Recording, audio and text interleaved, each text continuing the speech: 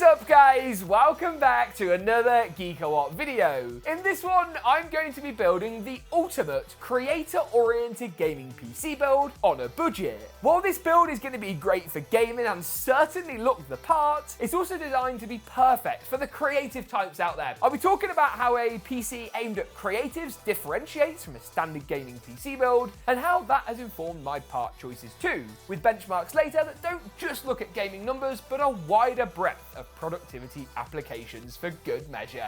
Let's do this. The ASUS ROG Swift PG49 WCD is an insane 49-inch super ultra-wide panel that packs a punch. With a vibrant QD OLED display, 0.03 millisecond response time and 144 Hz refresh rate, this thing is crazy. The 1000 nits peak brightness, backed up with a custom heatsink design and improved airflow, keeps the panel bright and prevents burn-in, while a built-in KVM and 90 watts of USB-C power delivery makes this a great monitor for a multitude of applications. Learn more at the first links in the description below. I've got to give a massive shout out to ASUS for sending out their ProArt board and GPU and helping make this video possible. But that isn't the sole reason I've gone for the 16GB 4060 Ti.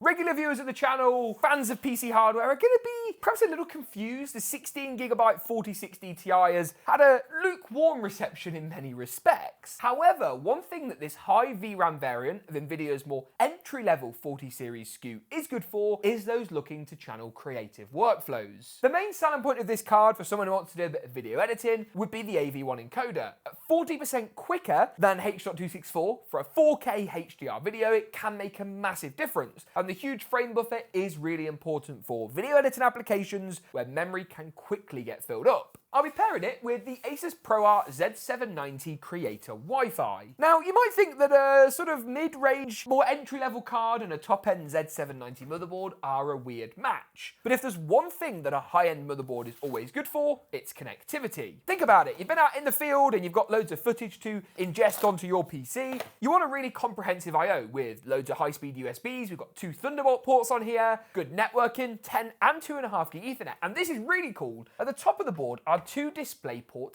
in connections. That's so you can plug your graphics card into the motherboard, then use the Thunderbolt port, but with the power of your built-in dedicated graphics card for the display output, helping of course to connect up to seamless devices with all of the bandwidth we can possibly get. You also of course get loads of room for SSD expansion with PCI Gen 5 support. We've got loads of slots on here that we can populate, all with their own individual heat spreaders, which is really great to see. Now into the motherboard I will be installing the CPU, and to be honest with you, you kind of got 3 options here depending on what you're actually hoping to achieve. We've been really impressed with the i5 14600K for entry-level productivity applications. So say you want to edit videos, the 14600K is going to be sufficient. Of course, the i7 and i9 will give you more performance. And don't discount Intel 13th gen for a bit of a bargain as well. Why have we got Intel and not AMD? Thunderbolt's a major point. Creator-oriented PC, if it was me, Thunderbolt would be what I would definitely want to be able to leverage. But also, the Intel chips do have higher core counts. The addition of Intel's P and E cores puts them ahead of AMD when it comes to these multi-threaded applications. I'm going to pop the i5 in as I want to show what a more modest, budget-oriented creator system could achieve, but feel free to step up to the i7 or i9 for a bit more power. I'm also going to pop the RAM in at this stage, and this is another area where, I mean, when it comes to like video editing as an example, you can just spend so much money. Personally, in our configs for the videos on the channel, we rock 64 gigs. So 64 gigs is expensive, so I've compromised. 216 gigs for now, but you can pick an identical kit of this up later and expand through to 64 gigabytes without having to chuck this kit away. It basically gets you halfway there, and if you deem that you need it, go ahead and pick up the bigger capacity of RAM. It's why I'd always recommend leaving randoms available for future upgrades. That brings me nicely on to the next part, the CPU cooler. Now, in a gaming build, I'd pick up something with as much RGB as possible and maximum aesthetic vibes, but this is a little bit of a different build, and as such it needs a different cooler. Now, the Deepcool AK620 Digital has been on my radar for a little while really. If I'm being honest with you, and this is a bit of a hot take, as far as case and cooling brands go, I think Deepcool have been on fire this year. Like, the stuff they've released is so consistently very, very good. It makes me happy because we like to see good stuff hit the market. Now, if I take this out, what you'll see is that this is a dual tower air cooler. So it basically is going to rival on a budget, something like an NHD15. That's going to give you more performance. This is obviously a more entry-level option, but it does so with a few unique selling points. Now you'll see the glossy black top looks pretty classy. It should match with the build theme quite nicely, especially with the tempered glass. 220mm fans for extra airflow, but it's got an integrated display on, which we can use to show CPU load, CPU temperatures. There's lots of different metrics we can configure through Deepcool software. I also think that a lot of people building a more creator-oriented system don't necessarily need or want a liquid cooler, and I think a good air cooler for many is going to be perfectly adequate. I am going to remove both of the fans from the cooler, including the one that's sandwiched a bit in the middle, as that's going to make accessing the center screws a little bit easier, before jumping into the bag of included tricks and pulling out a few bits and pieces. So first is this back plate. This is going to go through the rear of the motherboard for the LGA CPU, and then also this bag of mounting brackets as well. So the back plate is going to go through 4 posts on each corner, and then we're going to add those 2 metal adapters on, which will provide the mounting threads for the cooler itself. I've just gone ahead and pulled off the top display, or loosened this module, shall we say, so that I can screw the air cooler in, and then the module can go back on the top with the fan afterwards. Leave the outside fan off though, as that will make installing the motherboard a lot easier. The outside fan can go on later. I'm also going to pop the SSD in at this stage. A 2TB Samsung 990 Pro is going to do the business. It's one of my favourite PCI Gen 4 NVMe drives, and for creator workloads particularly is fantastic. It installs nice and easily into the M.2 slot on the ProArt board, and as you can see, once the heat spreader's on, you aren't going to see it, making it nice and hidden and pretty sleek. If that is one thing, heavy would be the word. Now this is going to be installed into the Fractal North case. Now I wanted a case that was a little bit more restrained, a little bit more sleek, and not too gamified, but also had good airflow, was from a reputable brand, decent expandability, and it matches the ProArt theme really, really nicely indeed. Not only do the wooden tones on the front give it a Scandinavian edge, but the actual I/O is in gold. Not the same shade of gold as the ProArt branding, but not far off. And you even get nice little brown accents. It's just lovely. It's just a really, really nice case. It took me ages. I ordered this thing, it was on back order for such a long time, but I think it was worth the wait, and I'm actually really, really pleased with it. So you get 240mm fans at the front. They can stay exactly as they are. No need for extra RGB here. I am going to try and pop in an exhaust fan at some point,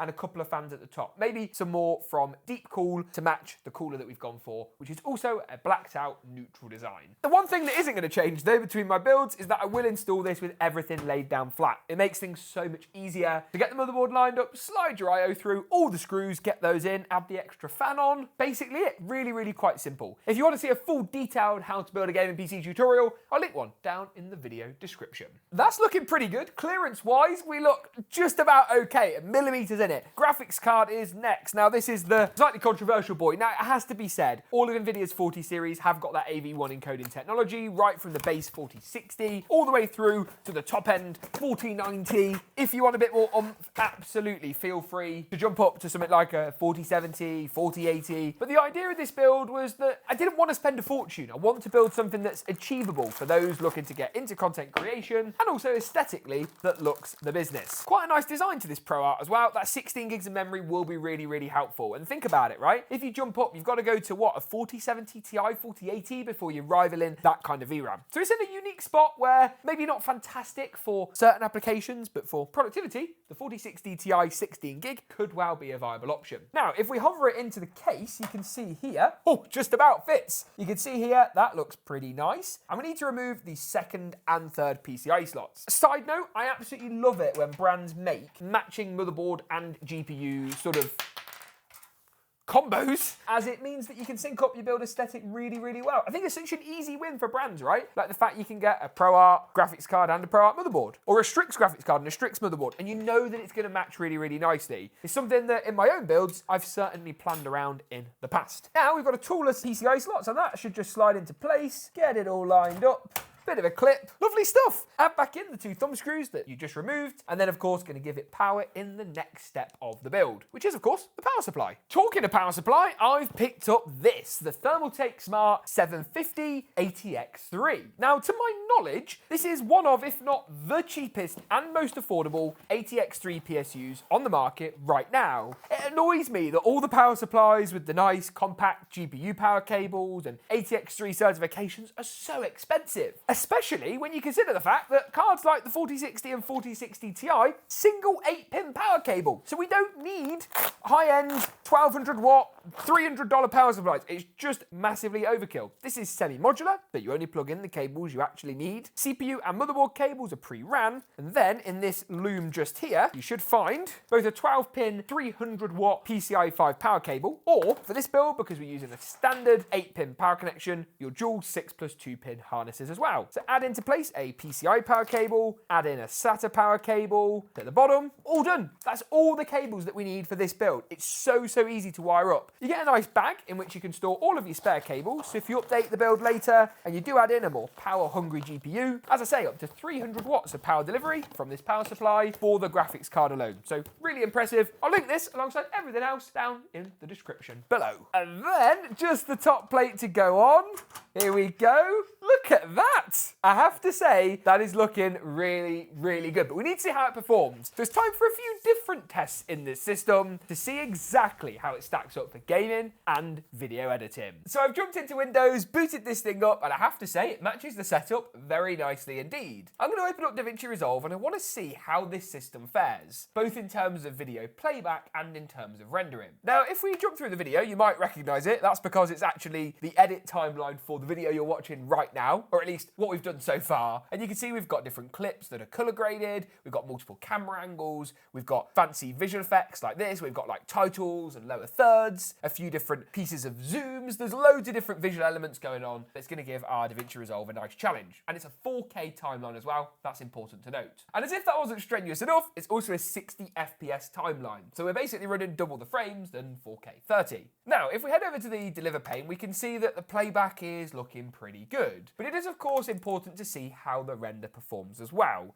So let's just call this test render and add it to the render queue. So I've kicked off the render and we want to keep an eye on this figure in the top corner. This figure actually indicates the FPS speed in which the file is rendering. So basically, at the moment, we're at 40 FPS. So it means that if it was a 40 FPS timeline, we'd be rendering 1 second for every second of real time. Or in our case, with it being a 60 FPS timeline, taking just over a second to render each second of the video. Something which to me is actually really impressive. To get this from an i5 and a 4060 Ti, as controversial as either of those components might be, is truly impressive and shows you haven't got to spend a fortune in order to get really good, capable 4K editing performance. I'm also editing on this ASUS ProArt ultra-wide. You get more dynamic range, you get better color accuracy, which is really important when you're grading this kind of footage, and it means that when you guys see these videos, the colors are, in theory, more accurate and true to life, or at least more true to how we intend them to look than if you were to use a non-color accurate monitor. I'll link our review of this monitor on our website in the cards section now. Been really impressed with this and a range of panels from ASUS on the ProArt line. And with that, I've sort of not paid attention. The render has completed. So let's have a look, shall we, at the actual render itself, check it's okay. And you can see here, that looks okay to me. So that's a 53-second edit, 4K 60, and it rendered in just over a minute, 1 minute and 9 seconds. Very impressive indeed. But it isn't just video editing and creative performance that this PC excels at. It's also good for gaming. So let's have a look, shall we, at some of the gaming numbers very briefly. The first game we're going to look at is the brand new Modern Warfare 3. At 1440p high settings with DLSS enabled and set to the quality preset, the build achieved an impressive average of 140 frames per second. As always, all of our frame rate data was gathered using both MSI Afterburner's Riva Tuner and NVIDIA FrameView InSync to ensure all the numbers lined up. In Fortnite at 1080p competitive settings, I know you guys love to see Fortnite used at these settings in all of our builds. The system achieved 287 FPS on average. 90 and 99th percentile results in the region of 272 and 255 were incredibly consistent and indicate you aren't going to be really dropping hardly any frames in Fortnite on this build. GTA 5, bit of a throwback, why not, especially in the wake of GTA 6 having just been announced. 1440p high, 154 FPS on average, 149 for the 90th and 140 for the 99th percentile results too. To round things off, we also tested out Hogwarts Legacy, 1080p high settings, tuned that resolution down a little bit, 101 FPS on average with consistent 90 and 99th percentile results. I've been really impressed with this build. I think it looks just that little bit different, and on a channel where we are always doing RGB, we're always doing fancy visuals and going over the top, it's nice to have something a bit more professional, a bit more restrained, but something that looks actually quite high-end. And I have to say, looking at the temperature figures on the CPU cooler is quite a nerdy and useful thing to be able to see. If you enjoyed this video, something a little bit different, make sure to get subscribed. Thanks for watching, and as James from the past says, we'll see you next time. Talking about some RAM. Looks very interesting.